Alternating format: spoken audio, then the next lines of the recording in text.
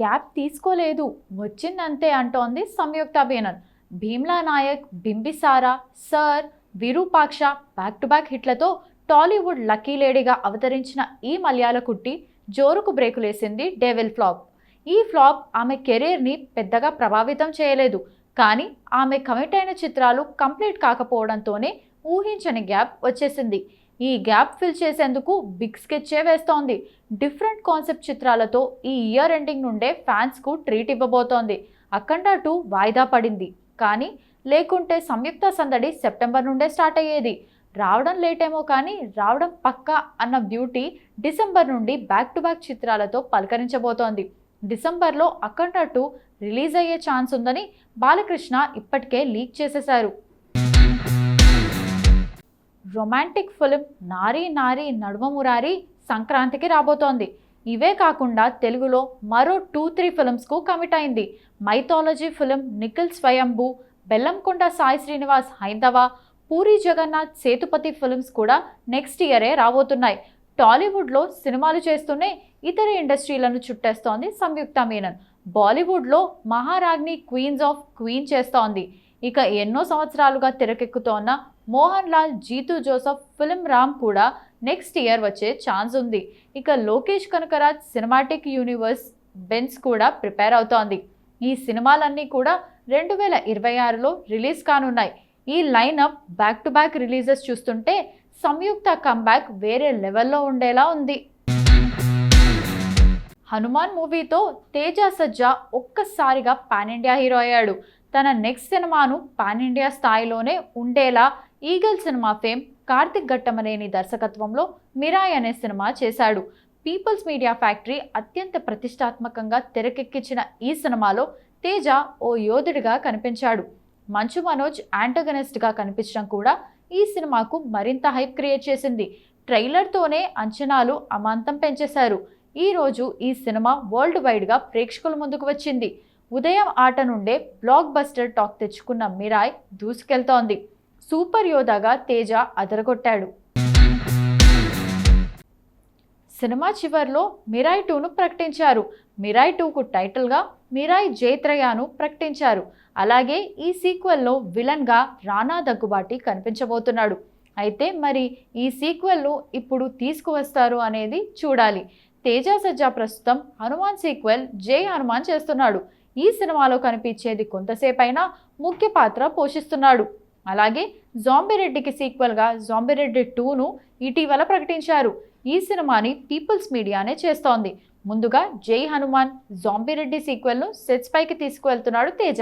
మరి ఈ లెక్కన మిరాయ్ పార్ట్ 2 ఎప్పుడు స్టార్ట్ అవుతుందో, ఎప్పుడు రిలీజ్ అవుతుందో చూడాలి. ఇటీవల అనుష్క ఘాటి అనే సినిమాతో ప్రేక్షకుల ముందుకు వచ్చిన సంగతి తెలిసిందే. సినిమా టాక్ యావరేజ్గా ఉన్న కలెక్షన్స్ విషయంలో మాత్రం వెనకబడింది. గంజాయి సాగు నేపథ్యంలో రూపొందించబడిన ఈ సినిమాకు ఆశించిన మేర ఫలితాలు రాలేదు. అయితే తాజాగా అనుష్క తన సోషల్ మీడియా వేదికగా ఒక ప్రకటన చేసింది. Trading blue light to candle light. కొన్నాళ్ల పాటు సోషల్ మీడియా నుంచి దూరంగా ఉండాలని అనుకుంటున్నాను. ఈ ప్రపంచంతో కనెక్ట్ అయ్యి స్క్రోలింగ్ నుండి దూరంగా ఉండాలనుకుంటున్నాను. ఇక ఎక్కడైతే నేను మొదలయ్యానో అక్కడ కొన్నాళ్ల పాటు ఉండాలనుకుంటున్నాను అంటూ తన యోగా జీవితం గురించి హింట్ ఇచ్చింది. మిమ్మల్ని త్వరలోనే మరిన్ని కథలతో కలవబోతున్నాను అంటూ కూడా ఆమె పేర్కొంది. ఎల్లప్పుడూ మీ ప్రేమతో, మీ ప్రేమకై ఉండే అనుష్క శెట్టి అంటూ ఆమె ఒక లేఖ రాసి దాన్ని సోషల్ మీడియా వేదికగా షేర్ చేసింది. క్రిష్ డైరెక్షన్లో రూపొందించిన ఘాటి సినిమాలో అనుష్క శీలావతి అనే పాత్రలో నటించింది. ఆమె సరసన విక్రమ్ ప్రభు హీరోగా నటించాడు. ఇక ఈ సినిమాలో జగపతి బాబు, చైతన్యరావు వంటి వారు కూడా ఇతర కీలక పాత్రల్లో నటించారు. కోలీవుడ్ స్టార్ సూర్యకి ఎలాంటి ఫ్యాన్ బేస్ ఉందో చెప్పక్కర్లేదు. తెలుగులో కూడా సేమ్ మార్కెట్ సంపాదించుకున్నాడు. కానీ ప్రజెంట్ సరైన హిట్ కొట్టి మాత్రం చాలా కాలం అవుతోంది. దీంతో ప్రజెంట్ వరుస ప్రాజెక్టులతో బిజీ అయ్యాడు. తమిళ సినిమాల్లో పండుగ సీజన్ అంటే ప్రత్యేక ఉత్సాహం ఉంటుంది. ముఖ్యంగా టాప్ హీరోల సినిమాలు బరిలోకి వస్తే అభిమానుల హడావిడి, థియేటర్లలో సందడి వేరే లెవెల్లో ఉంటుంది. కానీ ఈ పోటీలు కొన్నిసార్లు కొందరికి కష్టాలు తెచ్చిపెడతాయి. తాజాగా హీరో సూర్య కూడా అలాంటి పరిస్థితినే ఎదుర్కొంటున్నాడు. ప్రెజెంట్ సూర్య నటిస్తున్న తాజా చిత్రం కరుప్పు. వరుస ఫ్లాపుల తర్వాత ఈ సినిమా తనకు మళ్ళీ సక్సెస్ తెస్తుందనే నమ్మకంతో దాన్ని సంక్రాంతి సీజన్లో రిలీజ్ చేయాలని నిర్ణయించాడు. పండుగ హంగామా తన సినిమాకు కనిపిస్తోందని ఆశించాడు. కానీ ఈ ప్లాన్కు పెద్ద షాక్ తగిలింది. విజయ్ హీరోగా నటించిన జననాయగన్ ఇప్పటికే జనవరి 9న గ్రాండ్ రిలీజ్కు సిద్ధమైంది. దీనికి అదనంగా శివకార్తికేయన్ హీరోగా తెరకెక్కిన పరాశక్తి కూడా జనవరి 14న ప్రేక్షకులను అలరించనుంది. అంటే 2 పెద్ద సినిమాలు వరుసగా పండగ బరిలోకి వస్తున్నాయి. ఈ పరిస్థితుల్లో సూర్య సినిమా కరుప్పు రిలీజ్ చేస్తే బాక్సాఫీస్ వద్ద కఠిన పోటీ తప్పదని అర్థమైంది. గతంలో వచ్చిన ఫ్లాప్ల కారణంగా తన సినిమా రిస్క్ తీసుకోలేదని భావించి సూర్య అండ్ టీం ఇప్పుడు సమ్మర్ రిలీజ్ వైపు మొగ్గు చూపుతున్నారని కాలీవుడ్లో టాక్. ఇకపై సూర్య ఆయన టీం ఈ పరిస్థితిపై అధికారికంగా స్పందిస్తారా లేదా అన్నది చూడాలి. కానీ ఒక్క విషయం మాత్రం స్పష్టం, ఈ సంక్రాంతి పోటీ నుంచి తప్పుకోవాల్సిందేనని కరుప్పు టీం భావిస్తోంది. కాలీవుడ్ స్టార్ సింబు కెరీర్ ఒక దశలో వివాదాల వలన ముగిసిందని అనుకున్నారు. కానీ గత కొంతకాలంగా వరుసగా అవకాశాలు అందుకుంటూ హీరోగాను కీలక పాత్రల్లోనూ నటిస్తూ తిరిగి ట్రాక్లోకి వచ్చాడు. ఈ క్రమంలో అతని 49వ సినిమా కూడా ఫిక్స్ అయింది. దానికి స్టార్ దర్శకుడు వెట్రిమారన్ డైరెక్షన్ వహిస్తున్నారు.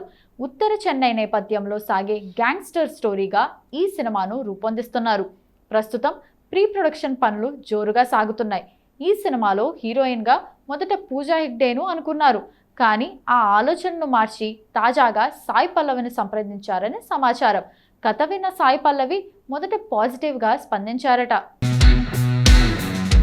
ఇక అంతేకాక హీరో సింబు అని ముందుగానే చెప్పారని తెలుస్తోంది. కానీ మరుసటి రోజు ఆమె ప్రాజెక్ట్కు నో చెప్పినట్లు కాలీవుడ్ మీడియాలో వార్తలు వైరల్ అవుతున్నాయి. దీనికి కారణం హీరో సింబు అని ప్రచారం జరుగుతోంది. వెట్రిమారన్తో సినిమా చేయడం ప్రతి నటికి ఒక కళ. గతంలో సాయి పల్లవి కూడా ఆయన సినిమాలో నటించాలని బహిరంగంగానే చెప్పింది. అయినా ఇప్పుడు హీరో కారణంగా ఈ ప్రాజెక్ట్ను వదులుకోవడం చర్చనీయాంశమైంది. ఇక ప్రస్తుతం సాయి పల్లవి బాలీవుడ్ భారీ ప్రాజెక్ట్ రామాయణంలో నటిస్తోంది. అలాంటి సమయంలో కాలీవుడ్లో ఇంత పెద్ద ప్రాజెక్ట్ను వదులుకోవడం నిజంగా ఆశ్చర్యంగా మారింది. మరి ఈ ప్రచారం ఎంతవరకు నిజమో, సాయి పల్లవి చివరకు వెట్రిమారన్ సింబు సినిమా చేస్తుందో లేదో చూడాలి.